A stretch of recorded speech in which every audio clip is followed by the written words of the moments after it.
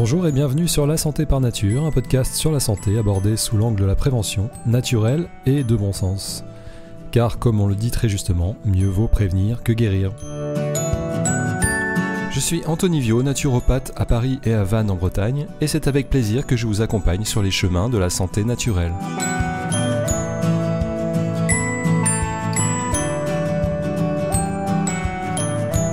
Aujourd'hui, je vous propose un entretien avec Aurélie Flechen. Aurélie est naturopathe, autrice et se passionne pour les plantes, la nature et la santé préventive. Elle organise régulièrement des séjours en pleine nature orientés vers le bien-être, la marche, le ressourcement et la reconnexion avec la nature. On va donc parler de son parcours, de ses livres, de son approche de la santé et de la prévention et de ses séjours.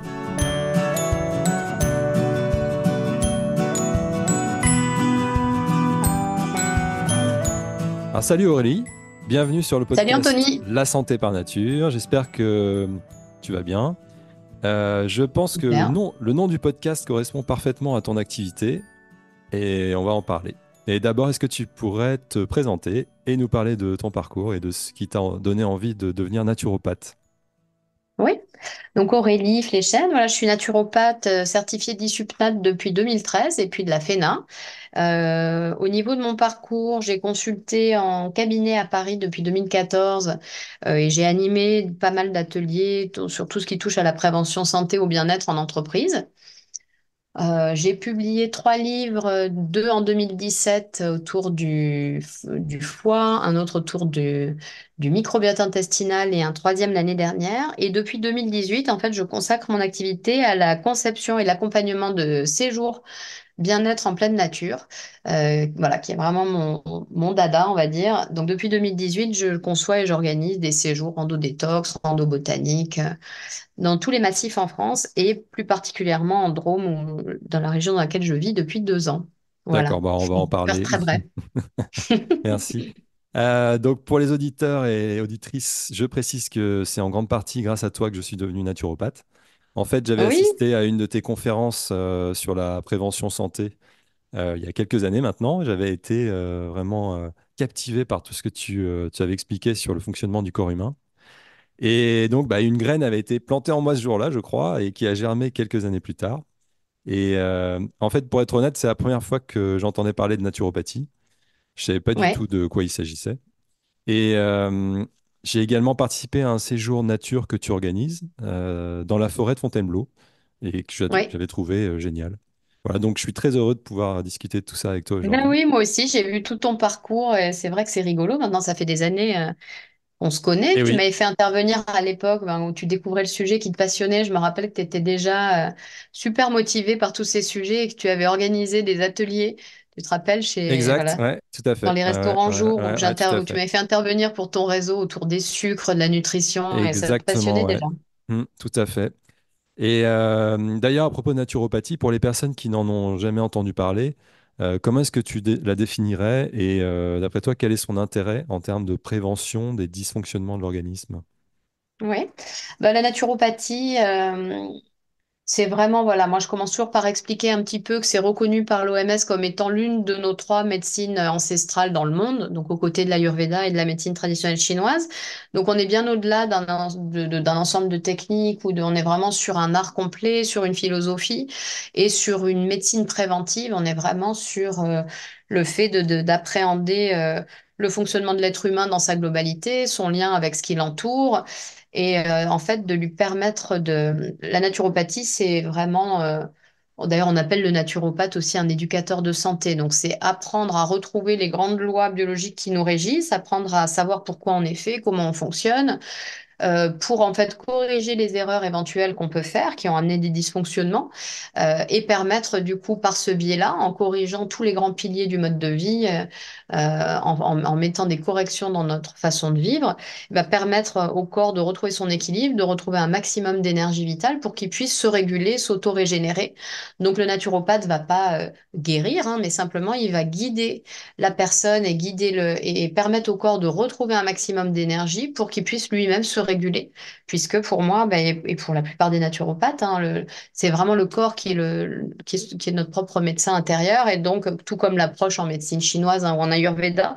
Donc on va simplement essayer de remettre notre corps sur les rails, travailler sur le terrain, travailler en profondeur et le mettre dans les meilleures conditions possibles pour qu'il puisse se régénérer. Voilà, c'est vraiment l'approche de la naturopathie. Donc, c'est une approche préventive, une approche de terrain, une approche qu'on appelle vitaliste parce qu'on travaille sur cette énergie vitale pour permettre au corps voilà, de rectifier. Mais pour ça, c'est vrai que en fait, concrètement, souvent, on a oublié les grands principes qui nous régissent. Et donc, le naturopathe est là pour rappeler un petit peu tout ça. On fait partie de la nature, tout comme les animaux, comme le règne végétal. Et donc, tout comme n'importe quel autre règne, on a des lois naturelles qui nous régissent. Souvent, on s'en est tellement éloigné que on a créé des dysfonctionnements. Et en naturopathie, on est là pour essayer de rappeler quelles sont ces grandes lois biologiques qui nous régissent et qui nous permettent d'être en bonne santé. Comment manger, comment éliminer, comment se reposer, comment gérer son système nerveux, enfin voilà, toutes ces grandes basiques en fait, hein, qu'on a oubliées bien souvent. Donc, on est là pour essayer de les rappeler, essayer de voir où a été l'erreur dans le fonctionnement de la personne qui a pu amener ces petits troubles et les corriger ensemble. Ok, donc on est à la fois sur une approche préventive et à la fois d'auto-entretien du corps, c'est ça? On est vraiment voilà, sur de la prévention, c'est-à-dire connaître quels sont, quand on est sur vraiment le volet préventif, qui est le but de la naturopathie, hein, on est vraiment sur ce volet-là, normalement. On vient avant même d'avoir un trouble ou un quelconque dysfonctionnement, et on vient pour connaître déjà quel est ce qu'on appelle son terrain. Donc, quelles sont ses forces et ses faiblesses organiques, avec quoi on vient avec un certain capital héréditaire, et puis ensuite on a l'acquis aussi. Donc, avec quoi on est né, quelles sont nos forces, nos faiblesses et qu'est-ce qu'on en a fait. Au moment où on vient faire un bilan de vitalité chez le naturopathe, voilà, aujourd'hui, on fait une photo dans un bilan de vitalité. Quelles sont les forces et les faiblesses de la personne? Qu'est-ce qu'elle a fait de ce terrain-là? Et là, on va être vraiment en prévention, c'est-à-dire qu'on va dire, voilà, avec telle et telle faiblesse, il y aurait tel risque et telle prédisposition à terme d'avoir tel trouble. Donc, on va essayer de corriger, de s'appuyer sur les organes forts, sur les systèmes forts, de corriger ce qui est plus faible pour éviter justement de développer tel trouble. Donc, ce qu'on va appeler, on est vraiment sur de la prévention primaire, c'est-à-dire éviter le développement et l'apparition des maladies, qui est très différent de ce qu'on appelle la prévention dans le système classique, conventionnel, on va dire allopathique, où on est sur la prévention qui est le dépistage précoce de la maladie. Qui est déjà très bien, hein. Il vaut mieux dépister de façon précoce la maladie que pas la dépister du tout.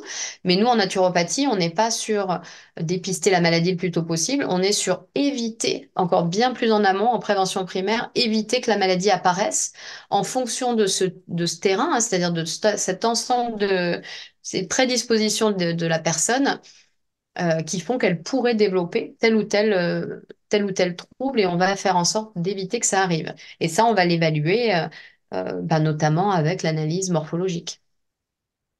Super. Donc tu as commencé par consulter en cabinet et Oui. ensuite tu as développé une activité de naturopathie en entreprise, c'est ça? Oui, alors en fait, moi, avant d'être naturopathe, j'avais un parcours prépa, école de commerce. J'ai bossé en entreprise pendant une dizaine d'années en agence de communication et de production audiovisuelle. Donc le monde de l'entreprise, c'est un monde que je connais bien. Et notamment côté agence, où tu sais que c'est le côté agence, voilà, agence de com, de prod, c'est quand même un univers dans lequel il y a énormément de stress, de pression, de délai. Donc c'est très naturellement, quand je me suis reconvertie en naturopathie, que j'ai voulu intervenir en entreprise et permettre de donner des clés en entreprise pour pouvoir gérer le stress, pour pouvoir respirer, se ressourcer, mieux manger, enfin voilà, des petites clés faciles à adapter au quotidien du monde du travail. Donc assez rapidement, en fait, dès 2014-2015, j'ai commencé à proposer des ateliers et des conférences en entreprise. Ouais. D'accord. Euh, alors j'en Donc sur profite tout pour ce vous... qui touchait à la prévention santé, au bien-être, hein, que ce C'est soit ça, autour, ouais, ouais. Ok. autour de la nutrition, autour du sommeil, la gestion du stress. L'activité physique, la prévention des troubles musculo-squelettiques, enfin tout ce à quoi on est confronté quand on est dans le monde du travail, mais dans le monde en général, quoi. Mhm. Donc j'en profite pour vous dire que je fais comme Aurélie des ateliers en entreprise sur la santé des yeux, sur le stress ou même de la réflexologie plantaire. Donc, n'hésitez pas à visiter nos sites respectifs si vous avez envie d'en savoir plus sur ce que l'on propose. Je reviens, tu disais tout à l'heure que tu avais publié des livres, un sur le foie qui s'appelle Chouchouter votre foie et un sur le microbiote psychobiotique alimenter son bonheur aux éditions Rustica et un Oui, sur l'alimentation cétogène qualitative qui s'appelle Keto et Naturo, la nouvelle diète cétogène aux éditions Marie-Claire. Est-ce que tu pourrais exactement. nous parler un peu de ces trois livres et après on parlera du livre blanc que tu viens d'écrire sur le rôle de l'alimentation dans la santé dans le cadre professionnel justement. Qu'est-ce qui t'a donné envie d'écrire ces livres et pourquoi sur ces thèmes en particulier? Alors, en fait, les deux premiers livres, c'était en 2017. Euh, je pense que dans mon parcours, en fait, ça a été une commande, tout simplement, de Rustica. Donc, c'est eux qui sont venus me chercher sur ces sujets-là, sur lesquels j'intervenais. Mais en fait, moi, j'étais naturo, donc je pratiquais depuis 2014. Ça a été un élément qui était quand même assez clé dans mon parcours, notamment en termes de légitimité. Tu sais, ben, comme tu viens comme de te reconvertir aussi, tu sais que quand on commence à pratiquer, bah voilà, il y a aussi le fait bah, d'acquérir, de se sentir à sa place, etc. Et moi, ces deux livres-là m'ont vraiment aidé à sortir un peu du complexe de l'imposteur qu'on peut avoir un petit peu au départ et se dire, bah voilà, en fait, je suis pleinement à ma place. Et c'était des sujets, moi, la nutrition, le foie, donc chouchouter votre foie, la détox, le microbiote intestinal avec le rôle le lien entre ce qu'on mange, l'état de notre microbiote et notre état de santé mentale, c'était deux sujets que je trouvais passionnants. Donc je me suis jetée dedans avec plaisir. Je me rendais pas compte avant que ça allait être un tel boulot, parce qu'en plus j'ai eu les deux à faire en même temps dans cette année 2016, là, puisqu'ils sont tous les deux sortis en 2017. Donc ça a été un sacré challenge. Et j'ai eu la chance sur ces livres-là, donc d'avoir la relecture et la préface d'Alain Rousseau, qui a été mon formateur, mon mentor, et voilà, qui est quelqu'un, je trouve, s'il y avait qu'un seul livre à lire et une seule personne à écouter en naturopathie, ça serait bien lui. Et il a sorti d'ailleurs son livre il n'y a pas très longtemps, je dirais il y a 2, 3 ans, et vraiment je le conseille Extraordinaire. chaleureusement. Mm. C'est vraiment la base. Moi, c'est mon approche. C'est pour moi la vraie naturopathie. On n'est pas sur de la naturothérapie. On n'est pas sur donner des remèdes naturels à des pathologies. Pas du tout. On est sur de la vraie naturopathie, c'est-à-dire qui est le cœur de ma vision et de mon approche. Euh, et on est vraiment sur bah, travailler sur le fond, sur le terrain, sur l'hygiène de vie, en lien, comme toi, le défends aussi, mais avec une vision de la nature, de l'environnement, de l'écologie. Voilà, qui est vraiment cette vision d'Alain là aussi, de l'écologie individuelle, l'écologie globale. Voilà, c'est une personne extraordinaire avec un bon sens fou. Et donc, c'est lui qui m'a formée et qui a relu, corrigé et préfacé mes livres. Donc, pour moi, ça a été quelque chose de très, très fort, euh, très, très chouette. Et voilà, c'est suite à ça où je me suis sentie bah, pleinement à ma place et où je me suis dit en 2018, OK, donc maintenant c'est bon, je me sens pleinement crédible et légitime dans mon métier. Maintenant, comment j'ai envie de le pratiquer? Ben, en fait, j'ai pas vraiment envie de le pratiquer en cabinet. Pour moi, la naturopathie, on est sur de la transmission de clés de santé. Et dans naturopathie, il y a nature. Et pour moi, l'élément essentiel, c'est de retrouver le lien à la nature, au vivant, de retrouver les lois naturelles qui nous régissent, mais aussi bah, tout ce qui nous compose dans ces lois naturelles. On est un être de mouvement, on doit être en lien avec les éléments, avec la lumière. Donc pour moi, ça n'avait pas de sens de transmettre ça dans un cabinet. Et c'est là où je me suis dit, bah, en fait, voilà, moi j'ai envie de transmettre la naturopathie de façon beaucoup plus pratique au sein des éléments, à travers des séjours, des expériences, des voyages, voilà, de plusieurs jours en pleine nature où je vais apprendre aux personnes à bien manger, à éliminer, à bouger, à gérer leurs émotions, à méditer, à respirer, enfin, les plantes, etc., mais de façon très pratique, au cœur des éléments. Ok. Et tu as écrit aussi un livre sur la diète cétogène que j'appelle qualitative, hein. Donc, est-ce que tu peux nous en parler? Pourquoi tu as écrit ce livre-là? Alors, pourquoi je l'ai écrit? C'est pareil, ça n'a pas été une décision initiale de ma part, ça a été une demande aussi là, de l'éditeur. Pourquoi? Parce qu'en fait, je fais, dans les séjours que je propose, donc il y a des randos détox, des randos botaniques, et il y a notamment une rando détox des sucres, qui était un séjour de 4 jours, 3 nuits, que je propose toujours, d'ailleurs, rando keto naturaux, rando détox des sucres. 4 jours, 3 nuits en pleine nature, où on apprend à manger sans glucides, mais tout en étant gourmand. Parce que ça, c'est quand même un point super important de mon approche, c'est que je suis quelqu'un de très festif, bon vivant, pas du tout quelqu'un voilà, j'ai besoin de retrouver la vie, la joie, le côté festif. Moi, je fais mes transmissions dans les séjours au moment d'apéros naturaux, hein, voilà. Et donc, j'ai voulu faire une rando de détox des sucres, mais qui soit assez gourmande, assez festive. Et il se trouve que sur un de ces séjours, j'ai eu une personne qui travaillait, une éditrice de chez Marie-Claire, qui a trouvé l'approche géniale. Et j'expliquais pendant ce séjour-là la différence entre mon approche du régime cétogène, qui est un régime où on va supprimer quasiment toute source de glucides pour qu'il représente plus que 5 à 10 du bol alimentaire quotidien. Donc c'est très peu puisque dans un régime alimentaire classique lambda, on est plutôt sur 55-60% du bol alimentaire. Et donc j'expliquais que bah voilà, dans ce régime cétogène, c'est hyper intéressant pour la santé de limiter les glucides, limiter les sucres, mais que bah, le régime cétogène qui nous vient des États-Unis, souvent il est très riche en gras saturés, puisqu'on passe voilà, on va à la place des glucides fonctionner sur les lipides, hein, comme si on changeait de carburant de notre organisme. Donc les lipides prennent 70% de notre alimentation quotidienne. Mais que dans le régime cétogène classique, bah, ces lipides-là, ça peut être aussi bien beaucoup de gras saturés. Il y a beaucoup de bacon, de mascarpone quand tu regardes les recettes qui viennent des États-Unis. Et moi, ça allait pas du tout. Et c'était ni végétarien, ou c'était voilà, beaucoup de produits animaux, beaucoup de gras saturés. Donc, j'ai créé une approche et on a mis vraiment beaucoup de temps avec les chefs cuisinières avec lesquels je travaillais pour faire ces séjours rando détox des sucres. On a mis énormément de temps à travailler sur le programme, à concevoir les menus. Il y avait rien d'existant en fait. On a écumé tous les bouquins, toutes les librairies sur les sujets keto pour trouver des recettes sympas. Et en fait, on a dû concevoir nous-mêmes toutes les recettes pour qu'elles puissent non seulement être cétogènes, donc très très pauvres en glucides, en sucre, et qu'en même temps, elle puisse suivre les principes de santé de l'alimentation naturopathique. Donc, que ce soit hypotoxique, que ce soit plutôt végétarien, que ce soit bah voilà, plutôt avec pas de lait de vache, mais plutôt du lait de brebis, enfin, suivant tous les principes anti-inflammatoires, vitalogènes de l'alimentation naturelle. Et on a fait ce combiné des deux approches, naturo et cétogène, pour créer cette diète keto naturo et cette approche qui n'existait pas du tout et donc concevoir toutes les recettes des séjours. Euh, et donc c'est comme ça qu'est né ce bouquin. Là. Cette éditrice est venue, elle a trouvé que l'approche était effectivement super chouette, qu'il n'y avait rien là-dessus qui existait, et elle m'a demandé d'en faire un bouquin. Et donc dans ce livre, il y a toute une première partie où j'explique pourquoi est-ce que ça va être important de limiter les glucides, comment en fait est-ce que les sucres, c'est le vrai fléau aujourd'hui de la civilisation et de ce qui crée énormément de problèmes de santé, de maladies qu'on appelle maladies de civilisation, qui sont donc à l'origine liées au sucre et non pas au gras. Donc, dans une première partie, j'explique tout ça. Et la deuxième partie, c'est une cinquantaine de recettes bah, qu'on a faites pour les séjours avec mes chefs cuisinières. Donc, on est quatre à partager des recettes keto naturaux. Génial. Ok. En tout cas, je recommande ton livre. Il est vraiment super. Surtout que c'est quand Merci. même pas mal la mode en ce moment, le régime cétogène.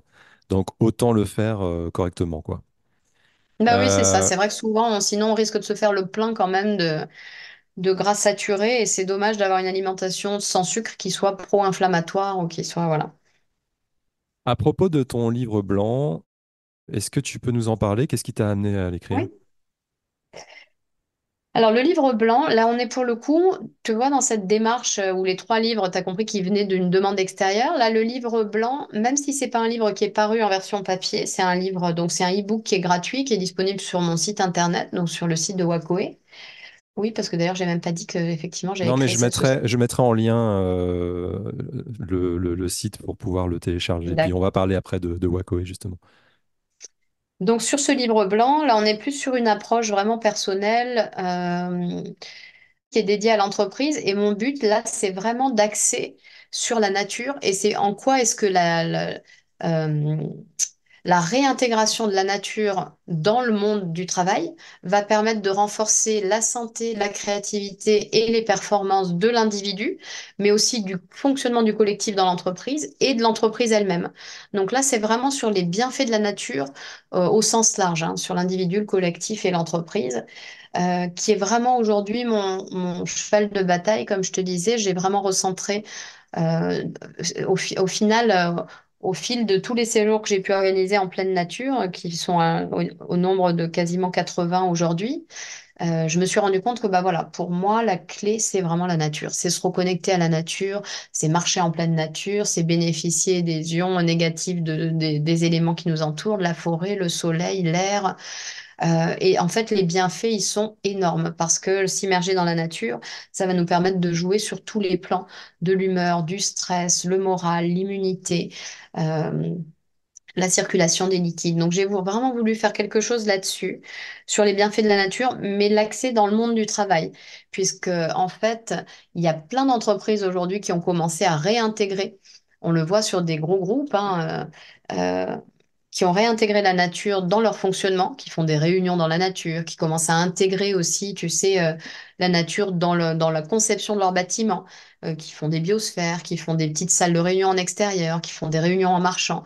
Et on constate qu'en fait, l'impact, il est énorme. Donc, moi, voilà, avec plusieurs naturaux qui ont travaillé avec moi là-dessus, on l'a fait à quatre mains, enfin quatre personnes plutôt, quatre naturaux. Et on a écrit quelque chose là-dessus. On a ressourcé tout ce qui existait comme bonne pratique dans le monde de l'entreprise, qui ont réintégré voilà, la nature. Et on a essayé de voir les résultats et puis voir ce qu'on pouvait proposer, nous, au niveau de Wakoe aussi, pour permettre aux entreprises de réintégrer la nature, que ce soit au travers d'ateliers qu'on organise en pleine nature, de séminaires que j'organise en pleine nature pour les entreprises, pour vraiment permettre de profiter de tous ces bienfaits. Alors qu'est-ce que c'est Wakoé? Donc Wakoe, bah, c'est la société que j'ai créée en février 2020. C'est la contraction, en fait, le WACOHE, c'est la contraction de walk en anglais, connect et heal, parce que c'est des expériences qui sont vraiment centrées. Le walk, c'est vraiment sur la marche, se remettre en route, se mettre en marche, marcher en pleine nature. Le CO connect, c'est se reconnecter à la nature, à ses trésors, aux autres et à soi. Et le HE de heal, donc c'est pour retrouver bah, toute sa vitalité, tous ses pouvoirs de guérison. Donc, c'est une société voilà, qui crée et conçoit des expériences en pleine nature pour les particuliers et pour les entreprises pour permettre de retrouver toute sa santé, sa vitalité. Donc, d'un côté, j'organise des séjours, j'en ai fait, je te disais, plusieurs dizaines à ce jour depuis 2018 et depuis 2020 avec Wakoe. Donc des séjours rando-détox, rando-botanique en pleine nature. Et pour les entreprises, bah, c'est pareil, c'est aider à réintégrer la nature dans le monde de l'entreprise pour profiter de ses bienfaits individuels et collectifs. Et ça se fait au travers d'ateliers de prévention santé, d'ateliers où on va sortir l'individu en fait du contexte du travail et l'immerger en pleine nature juste à côté du lieu de travail pour permettre voilà, vraiment de marcher, de respirer, de méditer, reconnaître les plantes, les cueillir. Voilà, tout un tas d'ateliers assez ludiques principalement en pleine nature, et de séminaires aussi en pleine nature, qui vont être les premiers séminaires dont on revient plus en forme, qui n'est pas le Ok. cas. Pour en avoir fait un paquet, peut-être toi aussi, de séminaires d'entreprise, c'est pas forcément le cas des séminaires habituellement. Et alors, dans tes stages rando détox, rando nature comme ça, pour les particuliers, là pour le coup, que tu peux nous décrire un peu un stage? Qu'est-ce qu'on fait dans ces stages? Ouais, c'est des formats de 3 jours 2 nuits ou 4 jours 3 nuits. Et l'objectif, c'est vraiment d'acquérir des clés pour renforcer sa santé, sa vitalité, apprendre à mieux manger. C'est se prendre vraiment un temps pour soi. Donc on coupe, on déconnecte, on se retrouve dans un lieu magique en pleine nature, puisqu'une de mes forces, des forces de Wakoe, c'est vraiment de trouver des petits paradis en pleine nature qui sont vraiment isolés. Comme tu avais fait la cabane au cœur de la forêt de Fontainebleau, donc on organise toujours des séjours là-bas, cabane en pleine forêt, on fait dans des voilà, on a un moulin ici en Drôme, isolé en pleine nature. Wakoe aussi a fait l'acquisition en été dernier d'un un terrain qui est un petit paradis en pleine nature avec cascades, bassins, etc. Donc on va être dans des lieux comme ça magiques en pleine nature. Et le quotidien, c'est que ben, on va voilà, manger sainement, apprendre à manger sain, à cuisiner sain. On va faire des randos quotidiennes, on fait de la méditation en pleine nature, on apprend à reconnaître les plantes, à les cueillir, les cuisiner, fabriquer des remèdes. Enfin, voilà, tout ce qui nous permet de faire un pas vers notre autonomie de santé, notre autonomie au sens large, euh, et revenir avec plein de bonnes pratiques pour continuer ensuite ce travail chez soi. Ouais, tout à fait, je confirme. C'était vraiment super, là, le stage dans la forêt de Fontainebleau. Effectivement, le cadre était dingue et je suis rentré chez moi vraiment ressourcé, quoi. Oui, on essaye de Euh, transmettre alors voilà des clés pour qu'ensuite chez soi, ben, on puisse continuer à mettre en place des petits changements au niveau de sa nutrition, au niveau de l'activité physique, niveau, enfin voilà, sur plein de plans particuliers. Et puis surtout, ben, retrouver aussi notre place, hein, parce que il y a des séjours qu'on fait rando astro, par exemple. J'ai un séjour qui est rando astronomie et plantes sauvages en bivouac là sur le terrain en Drôme provençal. Là, le but, c'est vraiment aussi de retrouver notre place en tant qu'individu dans la nature, ce qui nous permet aussi d'apprendre à la respecter, puisque quand on retrouve notre place, donc apprendre à reconnaître les étoiles, le ciel, les plantes, les arbres, les fleurs, voir qu'en fait, tout autour de nous, ben, on a plein de trésors pour nous nourrir et nous soigner. Tout ça, ça nous fait, c'est très gratifiant et ça nous permet vraiment de retrouver notre place et retrouver du sens. mhm. Et donc là, tu t'es installé en Drôme provençal, c'est ça? Qu'est-ce qui t'a fait Oui. quitter Paris pour aller t'installer là-bas? À la base, je suis de Lorraine, donc déjà, j'étais un peu exilée à Paris. Moi qui ai grandi jusqu'à 18 ans en pleine nature, j'étais quand même un peu paumée. Et, euh, et la Drôme, en fait, bah, ça a été un coup de foudre des séjours que j'ai organisés là-bas. Je connaissais pas du tout la région, donc je l'ai découverte lors d'un séjour que j'ai organisé avec une guide de rando en montagne qui m'a dit, ah, mais on va organiser un séjour en Drôme, tu vas adorer, tout ça. C'était en 2019, je me rappelle. Je suis tombée amoureuse littéralement de la Drôme dans le bus entre Montélimar et Nice. Je me suis dit, ah non, mais en fait, c'est là. Et juste après, en septembre 2019, j'ai rencontré une personne qui m'a fait rencontrer un lieu dans lequel encore aujourd'hui je fais énormément de séjours près de Buis-les-Baronnies là, et là je suis tombée red dingue du lieu. Et donc les deux combinés. Et ensuite je suis devenue une grande amie de la propriétaire qui aujourd'hui est d'ailleurs chez qui je vais passer la journée aujourd'hui, qui est devenue vraiment une grande amie. Et on s'est confiné, je me suis confinée dans ce lieu magique avec elle en 2020 et j'ai décidé de m'y installer à ce moment-là. Et donc voilà, ça fait 2 ans que j'y habite, mais ça a été vraiment un coup de cœur parce que c'est une région qui est encore très sauvage. La Drôme, c'est quand même la première région en bio, tu sais, en France avec la BioVallée. Donc il y a vraiment ce côté très respect de la nature, de l'environnement, de la santé, très sport aussi. Et puis il y a le côté soleil de la Provence. Je confirme, j'avais habité Donc c'est plutôt très pendant quelques chouette. temps à Aix-en-Provence, là, et c'était une belle expérience, effectivement. Est-ce que tu dirais que ta vie et tes stages ont évolué depuis que tu es là-bas? Oui, de plus en plus. En fait, euh, je me suis beaucoup recentrée parce qu'en 2018, 2019, 2020, je faisais vraiment des séjours partout en France, dans le Jura, les Écrins, le Mercantour, l'Ardèche, enfin partout. Et j'ai beaucoup voyagé. En fait, je me suis fatiguée. J'ai fait un burn-out en 2000. 20. Et c'est là où du coup, j'ai pris un temps et j'ai décidé de changer en me disant, là, ça va pas en fait. L'écart était de plus en plus grand entre les séjours que j'organisais et puis quand je revenais à Paris en plein 9e, dans 35 mètres carrés, toute seule au 6e étage, déracinée, je me disais, non, mais ça n'a aucun sens. Et c'est là où j'ai vraiment pris un temps. J'ai mis un peu en stand-by les activités pendant plusieurs mois. Et je suis venue m'installer ici en me disant, j'ai besoin de ralentir, j'ai besoin de me réancrer, j'ai besoin d'avoir une terre, tu vois, dans laquelle planter mes racines. Et j'en pouvais plus d'être nomade et de courir partout en France et avant encore dans le monde. Et j'ai eu vraiment ce gros besoin d'enracinement qui a commencé ici. J'ai commencé à recentrer de plus en plus les séjours autour de la Drôme, ce qui est mon objectif, et encore plus avec l'acquisition du coup du terrain. d'1,5 hectare là, en pleine nature en juillet dernier, où bah, c'est encore plus une volonté de m'ancrer et de plus en plus faire des séjours même ici. Là, tous mes week-ends, ils sont dédiés à aller aménager ce terrain, à aller le rendre vraiment en faire une petite perle pour pouvoir accueillir de plus en plus de séjours, d'ateliers autour des plantes ici. Donc, je dirais que voilà, il y a eu un enracinement avec de moins en moins l'envie d'aller courir dans tous les autres massifs. J'ai envie de me recentrer dans un rayon de 2 heures autour d'ici, de Buis-les-Baronnies. beaucoup sur le terrain, et puis aussi une évolution de plus en plus vers les plantes qui m'attirent et m'appellent de plus en plus. Donc, j'ai fait moins le côté nutrition, même s'il y a toujours ce côté-là.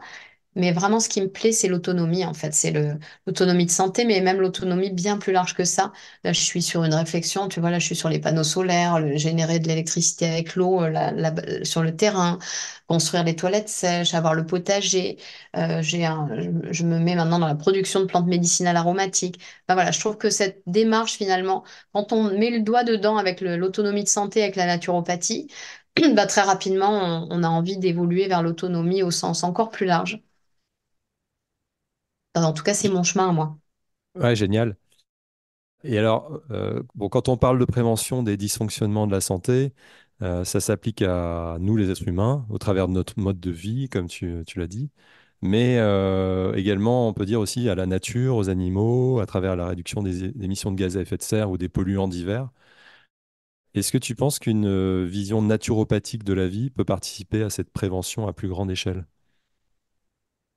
Bah bien sûr, ouais. En fait, la naturopathie, c'est du bon sens, c'est juste suivre les lois biologiques qui nous régissent en tant qu'être humain, en tant que, voilà, dans le respect du coup des autres règnes, puisqu'il n'y en a aucun qui est supérieur à un autre. Donc, dans la mesure où on reprend un peu notre place, où on retrouve aussi un peu la modestie de, bah voilà, on est juste un règne parmi les autres. Il y a le règne animal, végétal, minéral, et voilà, il y a la terre qui est tellement abondante, qui nous offre tellement de choses.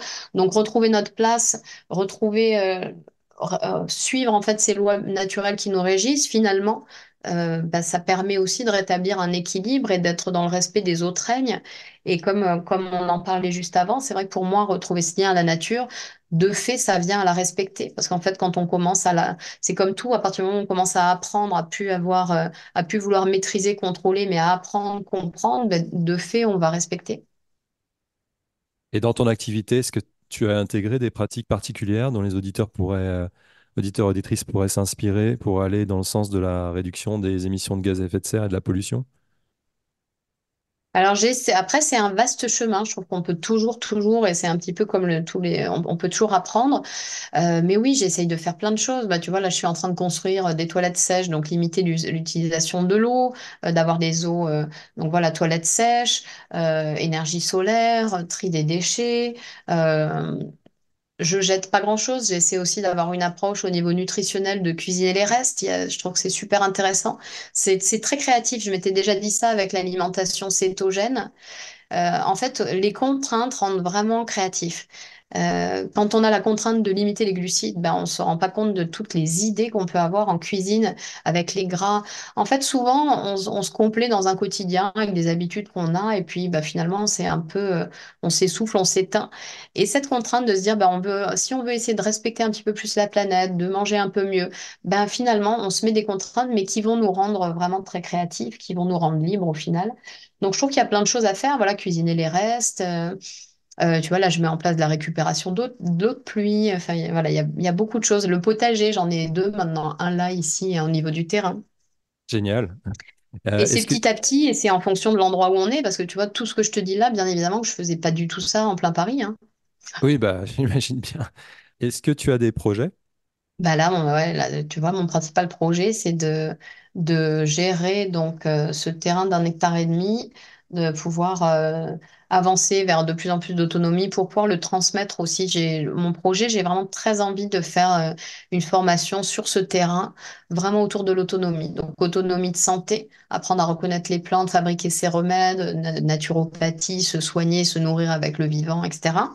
Mais autonomie au sens large, apprendre à générer, bah voilà, avoir son poulailler, son potager, générer son énergie, l'eau, etc.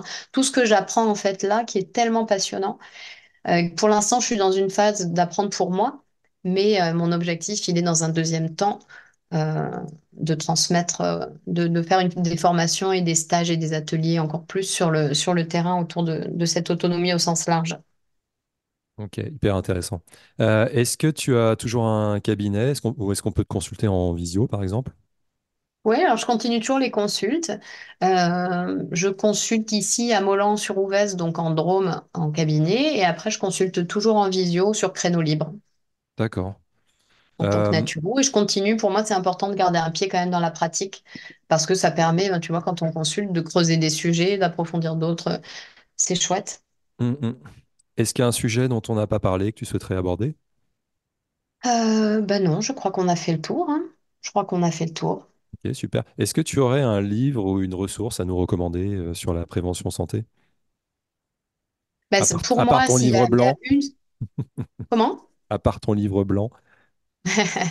Non, pour moi, il n'y a qu'un livre s'il y avait qu'un livre à recommander sur la prévention santé, c'est celui d'Alain Rousseau, qui est vraiment pour moi, et comme il le disait très bien lui-même, tu vois, quand je lui disais, mais Alain, il faut absolument que tu écrives un livre. Je veux dire, pour moi, c'est la personne la plus qui a une vision et macro et micro, enfin incroyable de la santé, du vivant, de la planète.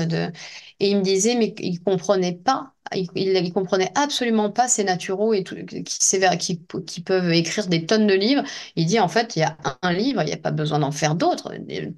Et c'est vrai, en fait, dans son livre, tout est là. Et il n'y a pas besoin d'aller. Ben voilà, pour lui, tout ça, c'était du superflu. Et je trouve que son livre, voilà, s'il y a qu'un livre à lire sur le sujet de la prévention de la naturopathie, c'est bien le sien. Donc, son livre, c'est Plaidoyer pour la santé aux éditions d'Angle. Bah, je mettrai le lien en Oui. descriptif.